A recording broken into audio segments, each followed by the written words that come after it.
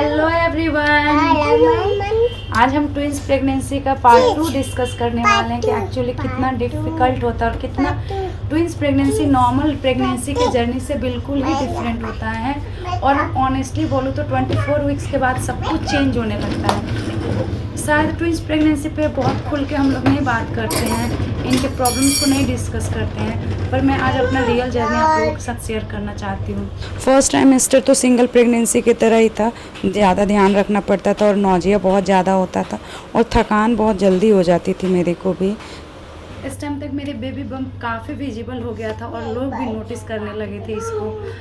24 weeks के बाद चीज़ें काफ़ी चेंज होने लगी थी। मैं अपने आप को जब आईने में देखती थी तो मुझे पता चलता था कि ये सिंगल प्रेगनेंसी नहीं है, अलग है, क्योंकि थोड़ा बेबी बम्प ज़्यादा बड़ा दिखता था, भूख बहुत ज़्यादा लगता था, वेट बहुत जल्दी मेरा पुट ऑन होने लगा था, क्योंकि मैं खाना भी उतना ही खाती थी। और इसका रीज़न ये भी था क्योंकि 2 बेबी मेरे अंदर फीड ले रहे थे, तो मैं जब खाऊंगी तभी उनके पास भी फीड जाता था और उनका ग्रोथ होता था, तो इसीलिए मैं खाना बहुत ज़्यादा खाती थी। प्रॉब्लम्स भी बहुत ज़्यादा बढ़ने लगा था।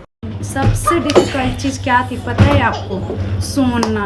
बेबी बम्प इतना बड़ा हो गया था ना कि रात को सोने में मेरे को बहुत प्रॉब्लम होने लगा था। डॉक्टर रिकमेंड किए थे लेफ़्ट साइड होके सोना, पर मुझे कभी भी कोई भी कंफर्टेबल पोजीशन नहीं मिलता था कि मैं सोऊं, तो इस चक्कर में मैं रात को बहुत लेट तक जगती थी, बैठे बैठे अपना नींद पूरा कर लेती थी, बहुत प्रॉब्लम आते थे मेरे को। ऑनेस्टली बोलूँ ये जर्नी बिल्कुल भी इजी नहीं था, कभी कभी बहुत डर भी लगता था कि मैं शायद हैंडल कर पाऊँगी कि नहीं कर पाऊँगी। फिर जब मैं सोचती थी कि मैं 2 बेबीज़ को 2 जिंदगियाँ एक साथ कैरी कर रही हूँ अपने अंदर, और ये लोग कुछ ही दिन में बाहर आएंगे, मेरे गोद में खेलेंगे, फिर मैं अपने आप अपने इमोशंस को कंट्रोल करती थी और फिर मैं नॉर्मल हो जाती थी, अपनी सिचुएशन को हैंडल करने की कैपेबिलिटी बढ़ा लेती थी।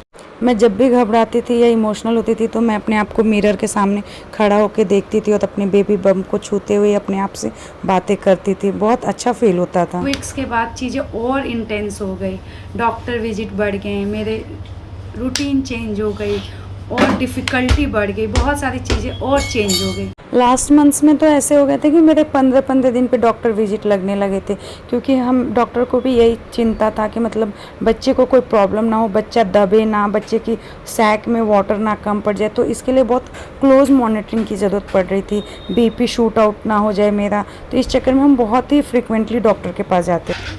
अगर आप भी ट्विंस प्रेगनेंसी से गुजर रहे हो या गुजर चुके हो तो प्लीज़ मुझे इतना ज़रूर बताना कि आपके लिए कौन सा फेज़ सबसे डिफ़िकल्ट फेज़ था। मुझे कमेंट में ज़रूर बताना, ये जस्ट मेरा एक हम्बल रिक्वेस्ट है, इससे पता चलेगा हम अपनी जर्नी के बारे में कि किसके लिए कौन सा फेज़ डिफ़िकल्ट था। इस फेज़ में मैं सबसे ज़्यादा इमोशनल फील करती थी, कभी हंसते थी, कभी रोती थी, कभी भी समझ ही नहीं आता था कब क्या कर रही हूँ, कुछ नहीं पता चलता था मुझे। लास्ट में बॉडी में बहुत ज़्यादा स्वेलिंग आ गया था, मेरा पैर बहुत सूज गया था, मेरा बीपी बहुत हाई होने लगा था, तो ये सब प्रॉब्लम्स आए थे मेरे को जब मैं 7th मंथ कंप्लीट कर ली थी, 8th मंथ में चली गई थी तब। और ये भी था मेरे को डॉक्टर ने चलने से एकदम मना किया था, बस मैं अपना बेसिक काम करने के लिए ही खड़ा होती थी, जैसे खाना खाने के लिए, वॉशरूम जाने के लिए, नहाने के लिए, यही सब काम जब करना होता तो तभी मैं उठती थी, वरना मैं पूरा टाइम सिर्फ बेड रेस्ट पे ही रहती थी। ये बहुत ही एक डिफ़िकल्ट फेज़ था मेरे लाइफ का। इतना प्रॉब्लम्स आने के बाद भी, इतना सब कुछ होने के बाद भी मैं फिर भी अपने प्रेगनेंसी में खुश रहती थी, यही सोच के कि मैं माँ बनने वाली हूँ, मैं एक साथ 2 बच्चे को जन्म देने वाली हूँ। और सच बताऊँ, जिस दिन से मेरा डिलीवरी हुआ और आज तक मुझे कभी भी नहीं लगता कि मैंने बहुत दुख काटा। अब मुझे लगता है वो सारा दुख, वो सारा दर्द सब वर्थ है। ऐसे अगर उस दर्द के बदले मुझे इतने प्यारे 2 बच्चे मिले हैं तो वो दर्द क्या, उस दर्द को तो मैं दोबारा झेल लूँगी। अगर मुझे दोबारा करना पड़े बच्चा तो मैं शायद दोबारा भी तैयार हो जाऊँ, अगर उसके बदले मुझे प्यारे प्यारे बच्चे मिल जाएंगे। तो इसीलिए मुझे अब वो दर्द, वो तकलीफ़ से कोई शिकायत नहीं है, किसी से कोई गिला नहीं है। अब बस यही मेरी दुनिया है, यही मेरी ज़िंदगी है।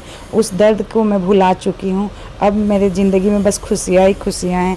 और जब इनका साथ मिलता है ना, मैं इनके साथ रहती हूँ, मुझे कुछ नहीं याद रहता। ये तो है मेरी जर्नी, मेरी ट्विंस प्रेगनेंसी की जर्नी। आपकी जर्नी कैसी है आप ज़रूर कमेंट में शेयर करें। और आपको कैसा फ़ील होता है जब अपने बेबी को देखते हो या अपने बेबी के बारे में सोचते हो। मुझे तो लिटरली सच बताऊं, मुझे कोई दुख दर्द अब कुछ नहीं रहता है। मैं बहुत खुश हूँ अपने लाइफ में और मुझे कोई शिकायत भी नहीं है उस दुख दर्द से। वो शायद एक फ़ेज़ था जो गुजर गया। अब उस फेज़ को, वो फेज़ भी अब मुझे खुशी ही देता है।